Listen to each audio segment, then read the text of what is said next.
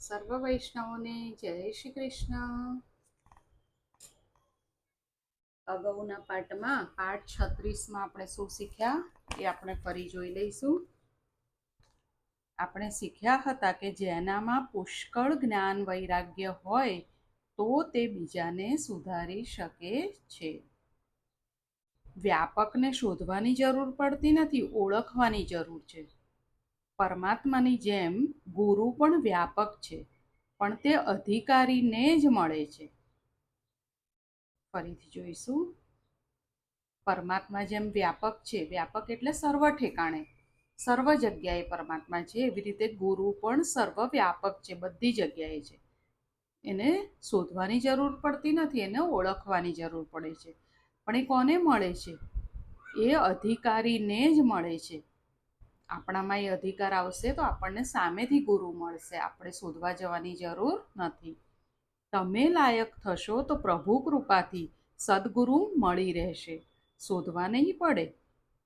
હજી આપણે શીખ્યા હતા કે પ્રત્યેક વ્યવહારને ભક્તિમય બનાવે તે ખરો વૈષ્ણવ. શું શીખ્યા હતા? પ્રત્યેક વ્યવહારને ભક્તિમય બનાવે તે ખરો વૈષ્ણવ. તો પ્રત્યેક વ્યવહાર કેવી રીતે ભક્તિમય બને? કે આપણે જે પણ કાર્ય કરીએ એમાં આપણે પરમાત્માને યાદ કરીએ. દાખલા તરીકે સવારે ઉઠ્યા તો આપણે પરમાત્માને થેન્ક યુ કહીશું, જય શ્રી પ્રભુને કહીશું કે આટલી સરસ તે અમને જીવન આપ્યું છે, આટલું સુખ આપ્યું છે, એના માટે થેન્ક યુ. પ્રભુને કહીશું હું તમારી શરણમાં છું. બીજું આપણે જે પણ આપણને મળે કે આપણે રસોઈ બનાવીએ, રસોઈ બનાવતા આપણે પ્રભુનું નામ લઈશું. પછી આપણે જમવા બેસીએ ત્યારે આપણે એમ વિચારીએ કે પ્રભુએ આટલું સુંદર જમવાનું મને આપ્યું છે. ઘણા લોકો તો એવા છે કે જેને ખાવા મળતું નથી, કે ક્યારે સૂકી રોટલી કે કંઈ જે મળે એમાં એને ચલાવી દેવું પડે છે. આપણને પ્રભુએ આટલું આપ્યું છે કે આપણે બધું આપણને જે જોઈએ મળી રહે છે, આટલા સુંદર પહેરવા કપડાં આપ્યા છે. એટલે બધામાં આપણે પરમાત્માનો આભાર માનીશું. બીજું આપણે આપણને કોઈ વસ્તુ બહુ ભાવતી હોય, એ આપણે ખાવી હોય તો આપણે પહેલાં એ પરમાત્માને ધરાવીશું, પછી આપણે લઈશું. આપણને કોઈ વસ્તુ બહુ ગમતી હોય પહેરવી, કે મને આ સાડી બહુ ગમી, મને આ ડ્રેસ બહુ ગમ્યો, તો પહેલાં આપણે લઈને પરમાત્મા સન્મુખ કરીશું અને પછી આપણે લઈશું. તો એ રીતે આપણે આપણો વ્યવહાર ભક્તિમય બનાવી શકીએ. હવે આગળ જોઈશું. સચ્ચિદાનંદ રૂપાય વિશ્વોત્પત્યાદિહેતવે તાપત્રય વિનાશાય શ્રીકૃષ્ણાય વયમ નમઃ. જે જગતની ઉત્પત્તિ, સ્થિતિ અને વિનાશનો હેતુ છે, તથા જે ત્રણેય પ્રકારના તાપોના નાશ કરવાવાળા છે, એવા સચ્ચિદાનંદ સ્વરૂપ ભગવાન શ્રી કૃષ્ણને અમે વંદન કરીએ છીએ. અગાઉ આપણે જોયું કે સુખદેવજી જેવા ગુરુ મળે તો 7 દિવસમાં તો શું, પણ 7 મિનિટમાં મુક્તિ અપાવે છે. પણ શિષ્ય પરીક્ષિત જેવો અધિકારી હોવો જોઈએ. ગુરુ શિષ્ય બંને અધિકારી હોવા જોઈએ. હવે સુખદેવજીએ પરીક્ષિત રાજાને દીક્ષા આપી.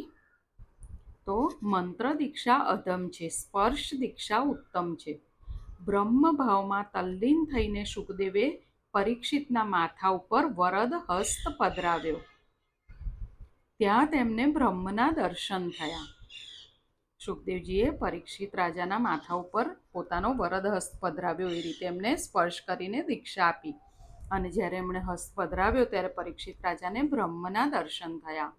પ્રથમ સ્કંદમાં અધિકારની કથા કહી. અત્યારે આપણે બીજો સ્કંદ ચાલી રહ્યો છે. ભાગવતનો શ્રોતા કેવો હોવો જોઈએ તે બતાવ્યું, વક્તા કેવો હોવો જોઈએ તે બતાવ્યું. હવે આગળ કથા આવશે કે ધ્રુવજીને રસ્તામાં નારદજી મળ્યા છે. પ્રચેતાઓને શિવજી મળ્યા છે. અધિકારી શિષ્યને સદગુરુ આવીને મળે છે. અધિકારી શિષ્યને જેને અધિકાર થઈ જાય એને સદગુરુ આવીને મળે છે. પરીક્ષિતને માટે સુખદેવજી આવ્યા છે. બાકી 1000 આમંત્રણ આપે તો પણ આંખ ઊંચી કરીને સુખદેવજીને કોઈના સામે જોવાની ફુરસદ નથી. સુખદેવજી કેવા છે? એ તો પ્રભુના ચિંતનમાં જ રહે છે હંમેશા. તેમને આંખ ઊંચી કરીને બીજા સામે જોવાનું ફુરસદ નથી. પરંતુ પરીક્ષિતના માટે સુખદેવજી આવ્યા છે, કારણ કે પરીક્ષિત અધિકારી બન્યા એટલે પ્રભુએ સુખદેવજીને પ્રેરણા કરી. કારણ ખરા જ્ઞાની એક ક્ષણ પણ પરમાત્માના દર્શન કર્યા વગર રહી શકતા નથી. સુખદેવજીને બીજાના સામું જોવાની ફુરસદ કેમ નથી? કારણ ખરા જ્ઞાની હોય તેને એક ક્ષણ પણ પરમાત્માના દર્શન કર્યા વગર રહી શકતા નથી. 3 પ્રકારના શ્રોતા વક્તામાં વ્યાસજીનો બીજો નંબર આપ્યો છે.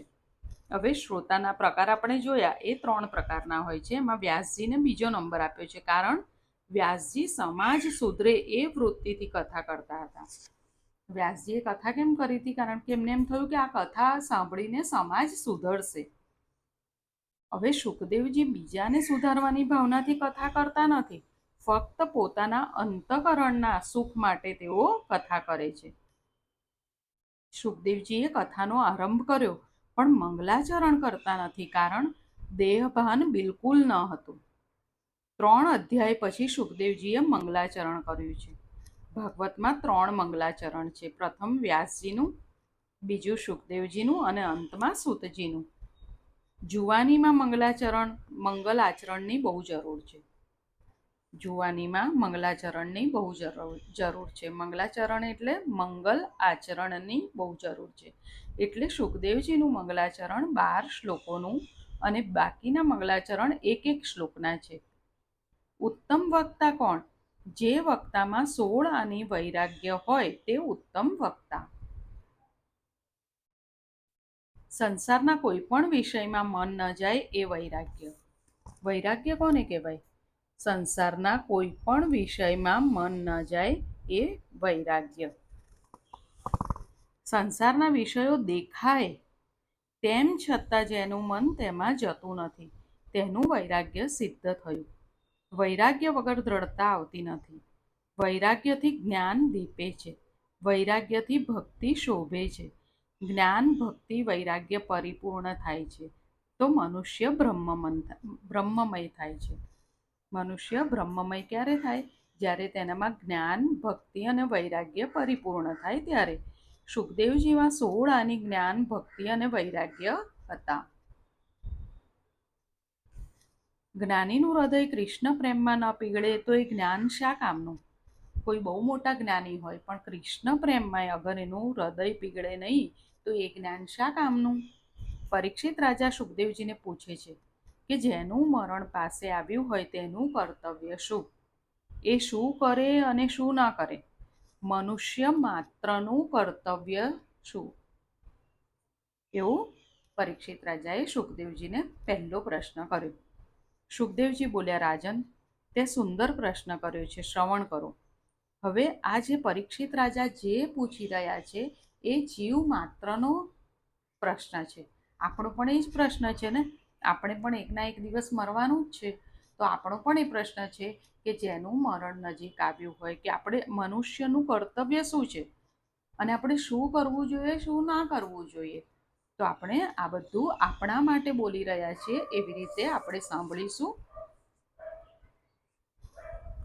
સુખદેવજી બોલ્યા, રાજન, તે સુંદર પ્રશ્ન કર્યો છે, શ્રવણ કરો. અંતકાળમાં વાત, પિત્ત અને કફથી ત્રિદોષ થાય છે. મૃત્યુની વેદના ભયંકર છે. જન્મ મરણના દુઃખોનો વિચાર કરો તો પાપ થાય નહીં. જન્મ મરણના દુઃખનો વિચાર કરો તો પાપ થાય નહીં. તેથી મૃત્યુની બીક રાખો, એનું સ્મરણ રાખો. કેવી રીતે મૃત્યુની બીક રાખવાની? વિચાર કરો કે મૃત્યુને ભેટવાની મેં તૈયારી કરી છે કે નહીં. આ પ્રમાણે ચિંતન કરવાથી વૈરાગ્ય આવે છે.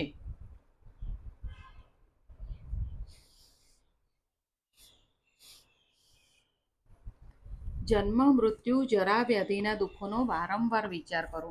તો વૈરાગ્ય આવશે અને પાપ છૂટશે. બાકી પાપના સંસ્કારો જલ્દી છૂટતા નથી. વિચાર વિના વિવેક વૈરાગ્ય આવતા નથી. કાળને માથે રાખી હંમેશા ઈશ્વરનું ચિંતન કરવું. આપણે હંમેશા વિચારવાનું કે કાળ ફરી જ રહ્યો છે, ક્યારે આવશે આપણને ખબર નથી. તો કાળને માથે રાખીને કાળને યાદ રાખો તો પાપ વૃત્તિ ઉદ્ભવશે જ નહીં. ભજન માટે અનુકૂળ સમયની રાહ જુઓ નહીં. આપણે ભજન કરવું હોય તો હા, હજી ટાઈમ નથી થયો, હજી તો આપણે આ કામ બાકી છે, પેલું મારે જેવું થઈ જાય છે કે આ કરી લઉં પછી કરીશ, આ કરી લઉં પછી કરીશ. તો એવી રીતે ભજન માટે અનુકૂળ સમયની રાહ જુઓ નહીં. કોઈ પણ ક્ષણ ભજન માટે અનુકૂળ છે. કોઈ અડચણ ન રહે ને પછી હું ભજન કરીશ એમ માનવું એ અજ્ઞાન છે. એક મનુષ્ય સમુદ્રમાં સ્નાન કરવા માટે ગયો. હવે આ ઉદાહરણ આપ્યું છે કે એક મનુષ્ય સમુદ્રમાં સ્નાન કરવા માટે ગયો, પણ સ્નાન કરવાના બદલે ત્યાં જ બેસી રહ્યો.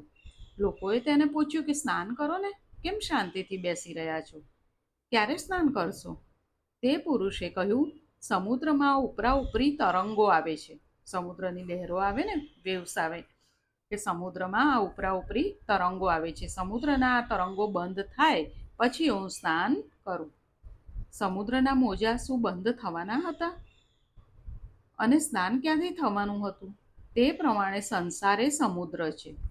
આ આપણે ખાસ યાદ રાખવાનું છે કે સંસારે સમુદ્ર છે, તેમાં અડચણરૂપી તરંગો તો આવવાના જ. એટલે કોઈ કહે કે અનુકૂળતા આવશે ત્યારે ઈશ્વરનું ભજન કરીશ, તો એવી સર્વાંગી અનુકૂળતા આવતી જ નથી. એવી અનુકૂળતા ક્યારેય મળશે જ નહીં. જેમ પેલો પુરુષ સ્નાન કર્યા વગર રહી ગયો, તેમ તેવા વિચારવાળો મનુષ્ય ઈશ્વર ભજન કર્યા વગર રહી જાય છે. માટે જીવનમાં ભલે અડચણો આવે, પણ લક્ષ્યને ભૂલશો નહીં કે મારે પરમાત્માને મળવું છે. આપણું એક લક્ષ્ય છે ને, મારે પરમાત્માને આ જન્મમાં જ મળવું છે. તો ભલે જીવનમાં અડચણો આવે પણ લક્ષ્યને ભૂલશો નહીં.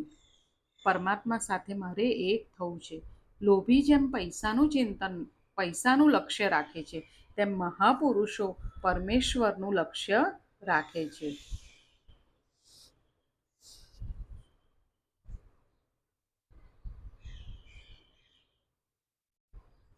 તેથી જ ભગવાને ગીતામાં પણ કહ્યું છે, અંતકાલે ચ મામેવ સ્મરન્મુક્ત્વા કલેવરમ.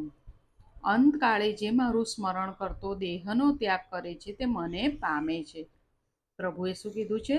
અંતકાળે જે મારું સ્મરણ કરે છે તે મને પામે છે. અંતકાળ એટલે શું? જીવનનો અંતકાળ નહીં, પરંતુ ક્ષણનો અંતકાળ. હરેક ક્ષણનો અંતકાળ. એટલે દરેક ક્ષણે ઈશ્વરનું ચિંતન, ધ્યાન, સ્મરણ કરવું જોઈએ. દરેક ક્ષણે ઈશ્વરનું ચિંતન, ધ્યાન, સ્મરણ કરવું જોઈએ. પ્રતિ ક્ષણને સુધારશો તો મરણ સુધરશે. આ તો આખું પેજ જ આપણે યાદ રાખવા જેવું છે. પ્રતિ ક્ષણને સુધારશો તો મરણ સુધરશે. પ્રતિ ક્ષણને સુધારવી એટલે પ્રતિ ક્ષણે તમારા ઠાકોરજીમાં દ્રષ્ટિ રાખો. પ્રતિ ક્ષણે તમારા ઠાકોરજીમાં દ્રષ્ટિ રાખો. લોકો એમ માને છે કે આખી જિંદગી કામ ધંધો કરીશું, કાળા ધોળા કરીશું અને અંતકાળે ભગવાનનું નામ લઈ લઈશું તો તરી જઈશું. પરંતુ આ વિચાર ખોટો છે. એટલે જ તો સ્પષ્ટતા કરી છે, હંમેશા જે ભાવનું ચિંતન કરશો તેનું જ અંતકાળે સ્મરણ થશે. આખી જિંદગી આપણે જે ભાવનું ચિંતન કર્યું હશે એ જ, જેને યાદ કર્યું હશે એ જ છેલ્લે યાદ આવશે. એટલે તો ભગવાને આજ્ઞા કરી છે.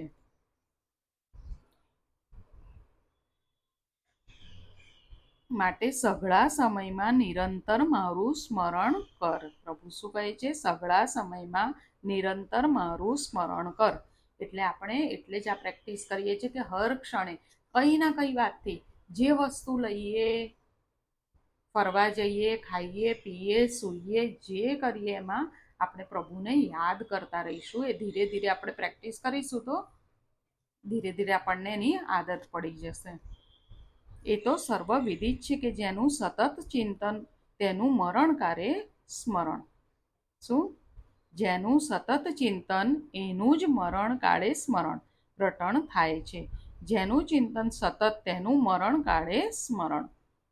હવે એક દ્રષ્ટાંત ઉદાહરણ આપણને સોનીનું આપ્યું છે કે એક સોની માંદગીમાં પથારી વશ હતો. મહિનાથી બજારમાં ગયો નહીં, તેથી વિચારો સોનાના ભાવના જ આવ્યા કરે.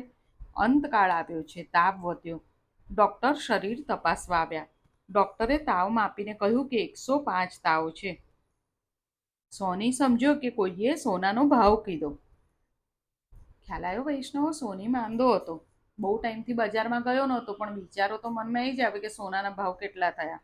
ડૉક્ટર આવ્યો અને ડૉક્ટરે કીધું કે 105 તાવ છે. તો એને શું લાગ્યું કે આ સોનાનો ભાવ કહી રહ્યો છે. તે પોતાના પુત્રને ઉદ્દેશીને બૂમો મારવા લાગ્યો કે વેચી નાખ, વેચી નાખ, 80માં લીધેલું છે અને 105 થયા છે, માટે વેચી નાખ. આમ બોલતા બોલતા સોનીએ દેહ જ છોડ્યો. સોનીએ આખી જિંદગી સોનાનો જ વિચાર કરેલો, એટલે અંતકાળે તેને સોનાના જ વિચારો આવ્યા. પૈસા પૈસા કરનારને અંતકાળે પૈસાના જ વિચાર આવે છે. પૈસા કમાવા એ પાપ નથી. પૈસા કમાવા એ પાપ નથી, પરંતુ પૈસા મેળવતા ભગવાનને ભૂલી જવા એ પાપ છે. એટલે આ પણ આપણે યાદ રાખીશું કે આપણે આપણું જે કર્તવ્ય છે એ કર્તવ્ય તો આપણે કરવાનું જ છે. કે ઘરનું ભરણ પોષણ કરવું એ પુરુષનું કર્તવ્ય છે, સ્ત્રીનું છે કે ઘર ચલાવવું એ કર્તવ્ય તો આપણે કરવાનું જ છે, પણ એ કર્તવ્ય કરતાં કરતાં પ્રભુને ભૂલવા નહીં, એ ધ્યાન રાખવાનું છે. સુખદેવજીએ કહ્યું, હે રાજા, મનુષ્યનું આયુષ્ય આમને આમ પૂરું થઈ જાય છે. રાત્રિ નિંદ્રા અને વિલાસમાં પસાર થઈ જાય છે, અને દિવસ ધન માટે ઉદ્યમ કરવામાં અને કુટુંબનું ભરણ પોષણ કરવામાં પૂરો થઈ જાય છે. એવું સુખદેવજી કહી રહ્યા છે. મનુષ્યનો ઘણો ખરો સમય તો નિંદ્રામાં અને અર્થોપાર્જન પાછળ જાય છે. મનુષ્યનો ઘણો સમય વાતો કરવામાં જાય છે. કેટલાકનો સમય વાંચવામાં જાય છે. બહુ વાંચવું એ પણ સારું નથી. શું કીધું જુઓ?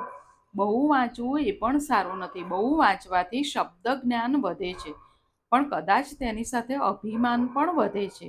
રાજા, જે સમય ગયો છે તેના માટે હવે રડવું નથી, તેનો વિચાર ન કરવો. ભૂતકાળનો વિચાર કરવાથી કાંઈ લાભ નથી.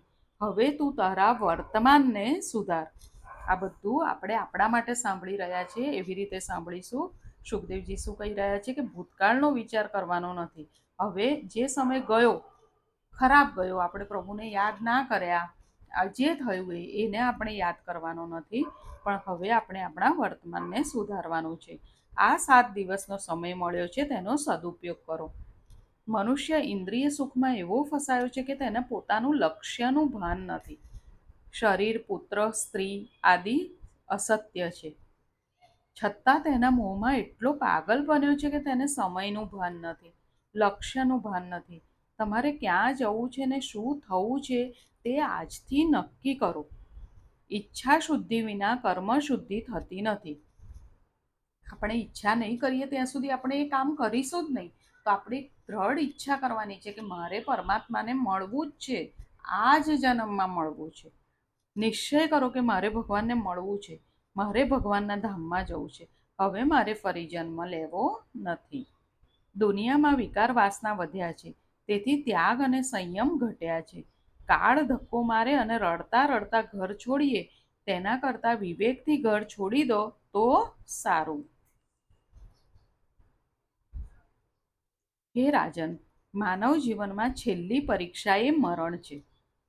સુખદેવજી રાજાને શું કહે છે? માનવ જીવનમાં, મનુષ્ય જીવનમાં છેલ્લી પરીક્ષા કઈ છે? મરણ. પ્રતિ ક્ષણને સુધારે તો મરણ સુધરે. મરણ સુધર્યું તેનું જીવન સુધર્યું. પ્રભુનું સ્મરણ ક્ષણ ક્ષણને અંતકાળે કરવાનું, નહીં કે આખા જીવનના અંતકાળે. આખા જીવનના અંતકાળે તો શું યાદ આવશે? તમે જે ક્ષણ ક્ષણના અંતે કર્યું હશે એ જ યાદ આવશે. ક્ષણ ક્ષણને જે સુધારે તેનું મરણ સુધરે. પ્રતિ ક્ષણ આ શરીર બદલાય છે, એટલે પ્રતિ ક્ષણે શરીરનો નાશ થાય છે. અંતકાળ એટલે દરેક પળના અંતે મનુષ્યનું મૃત્યુ થાય છે. અંતકાળ એટલે દરેક પળના અંતે મનુષ્યનું મૃત્યુ થાય છે. તેથી પ્રતિ ક્ષણે પ્રભુનું સ્મરણ કરો. શંકરાચાર્યજીએ શાંકર ભાષ્યમાં આ પ્રમાણે અર્થ કરેલો છે. બાકી જેનું આખું જીવન નિંદ્રા, ધન અને ઉદ્યમ તથા કુટુંબનું ભરણ પોષણ કરવા પાછળ જાય છે, અંતકાળે આ સઘળું જ તેને યાદ આવે છે. આખું જીવન જેની પાછળ જાય છે તે અંતકાળે યાદ આવે છે. એક ડોસો માંદો પડ્યો, તેનું સમગ્ર જીવન દ્રવ્ય પાછળ ગયેલું. અંતકાળ નજીક આવ્યો. છોકરાઓ બાપને શ્રી કૃષ્ણ ગોવિંદ હરે મુરારે, હે નાથ નારાયણ વાસુદેવ બોલવાનું કહે છે. છોકરાઓએ કીધું, બાપા હવે આ ભગવાનનું નામ બોલો. પણ બાપાના મુખમાંથી ભગવાનનું નામ નીકળ્યું નથી. જિંદગીમાં ભગવાનનું નામ લીધું હોય તો ભગવાનનું નામ યાદ આવે ને. ડોસો મનથી દ્રવ્યનું ચિંતન કરે છે. ડોસાની નજર તેવામાં આંગણા ઉપર પડી. ત્યાં તેણે જોયું કે એક વાછરડો હતો એ સાવરણી ખાતો હતો. ડોસાથી આ નુકસાન જોવાયું નહીં અને ડોસાએ શું કર્યું, વિચાર્યું કે ઘરના કોઈ લોકોને પૈસાની કે કોઈ ચીજ વસ્તુની દરકાર નથી. આ લોકો મારા મરી ગયા બાદ ઘરને કેવી રીતે ચલાવશે? ડોસાથી વધારે તો બોલાયું નહીં, પણ તૂટક તૂટક શબ્દે સા એટલે વાછરડો સાવરણી ખાય છે એમ બોલાતું નહોતું, એટલે વા સા એવું બોલવા લાગ્યું. છોકરાઓને લાગ્યું કે બાપા વાસુદેવ બોલવા જાય છે, પણ તેમનાથી બોલાતું નથી. બીજા છોકરાઓને સ્વાર્થને લીધે લાગ્યું કે બાપા કોઈ દિવસ ભગવાનનું નામ લેતા નથી, તો બાપા કંઈ અમને વારસામાં આપવાની ઈચ્છાથી કંઈ બોલે છે. એટલે પછી છોકરાઓએ શું કર્યું, ડૉક્ટરને બોલાયા અને ડૉક્ટરે કીધું કે હું ઇન્જેક્શન આપું, 1000 રૂપિયા ખર્ચો થશે.